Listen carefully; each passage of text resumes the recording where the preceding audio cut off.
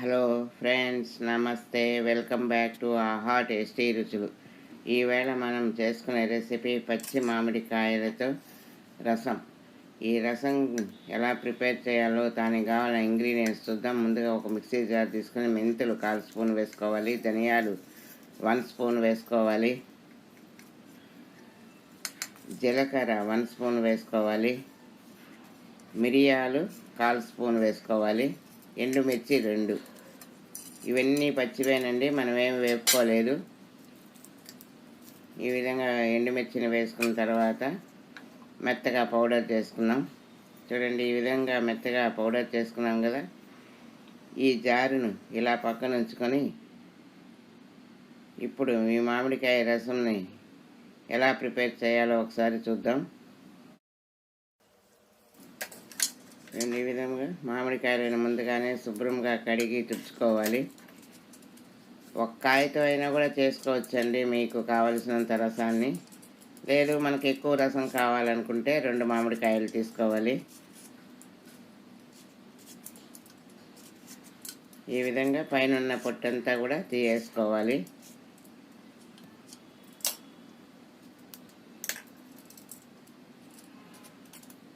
చాలా చాలా టేస్ట్ అండి ఈ మామిడికాయ రసం మనం ఈ విధంగా ప్రిపేర్ చేసుకుంటే. ఈ విధంగా తీసేసుకున్నాం కదా. ఇప్పుడు ఆ పొట్టు తీసిన కాయలను ఈ విధంగా ముక్కలు ముక్కలుగా కట్ చేసుకోవాలి.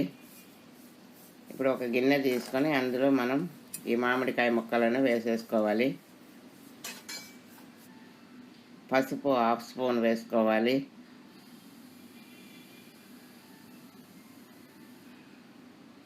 ఈ మామిడికాయ ముక్కలు మునిగేంత వరకు వాటర్ తీసుకోవాలి.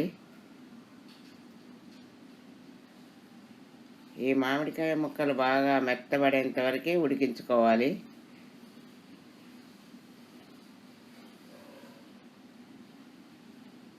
వీటిపైన మనం మూత పెట్టకూడదండి, మూత పెడితే పొంగిపోతుంది.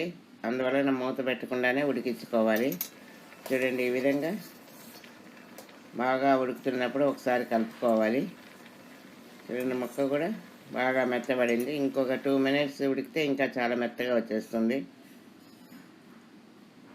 చూడండి, ఈ విధంగా ఉడికితే చాలు. ముక్క చూస్తుంటేనే తెలుస్తుంది కదా ఉడికిందని.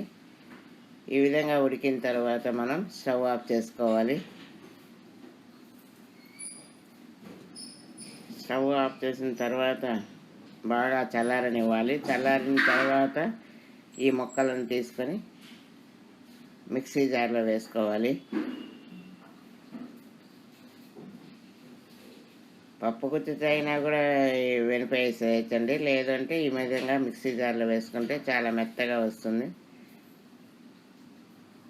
ఈ విధంగా ఉడికించుకున్న ముక్కలన్నీ మిక్సీ జార్లో వేసుకొని ఫైన్గా మిక్సీ పట్టుకుందాం.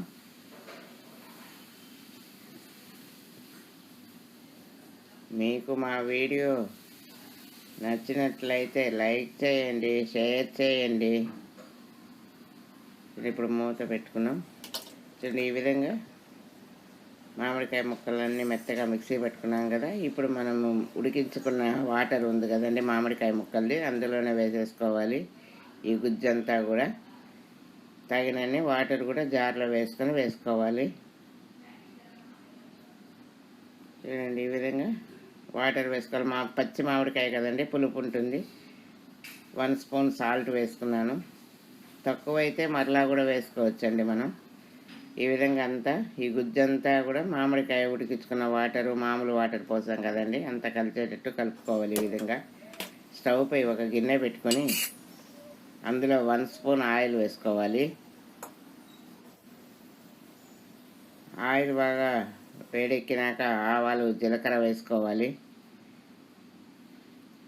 ఎండుమిర్చి ఒక 5 తీసుకున్నానండి, మీరు కారాన్ని బట్టి వేసుకోవచ్చు. ఇక్కడ పచ్చిమిర్చి కూడా నిలువుగా కొద్దిగా చీల్చి 2 వేసాను.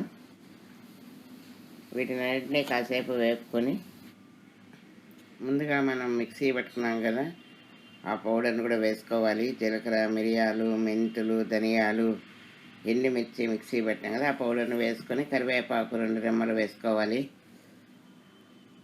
ఈ కరివేపాకు కాడలు కూడా వేసేస్తున్నానండి. కరివేపాకు కాడలు వేసుకోవడం వల్ల మంచి ఫ్లేవర్ ఉంటుంది.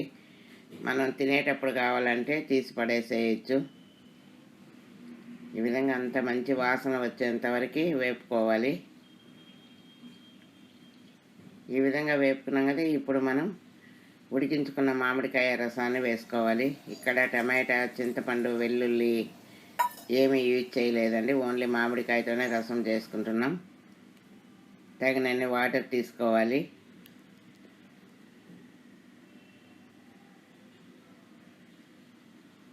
చక్కెర 1/2 స్పూన్ వేసుకోవాలి. చక్కెర కానీ బెల్లం కానీ ఏదైనా వేసుకోవచ్చండి, ఇక్కడ మీ ఇష్టం.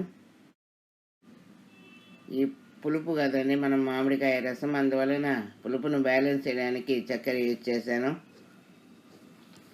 మీరు బెల్లం ఉన్నా వేసుకోవచ్చు. ఇప్పుడు రుచికి సరిపడే సాల్ట్ అండి. ముందే సాల్ట్ కొద్దిగా వేసాను, ఇప్పుడు తక్కువ ఉన్నది మరలా కొద్దిగా వేసాను. వాటర్ కూడా కొన్ని వేసాను, పుల్లగా ఉన్నది కాబట్టి. ఈ విధంగా అంతా ఒకసారి కలుపుకొని బాగా ఉడికించుకోవాలి ఈ రసాన్ని. మీరు మా వీడియో ఫస్ట్ టైం చూసినట్లయితే సబ్స్క్రైబ్ చేసి పక్కనే ఉన్న బెల్ ఐకాన్ని క్లిక్ చేయండి. మేము చేసిన నోటిఫికేషన్స్ వీడియోస్ ద్వారా మీకే ఫస్ట్ వస్తాయి. చూడండి, ఈ విధంగా బాయిల్ అవుతున్నప్పుడు ఒకసారి మళ్ళీ మనం కలుపుకోవాలి.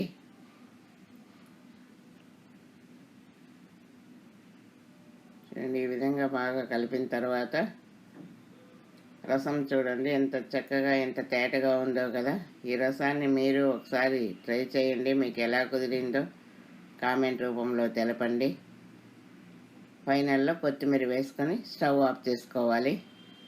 Thanks for watching my video.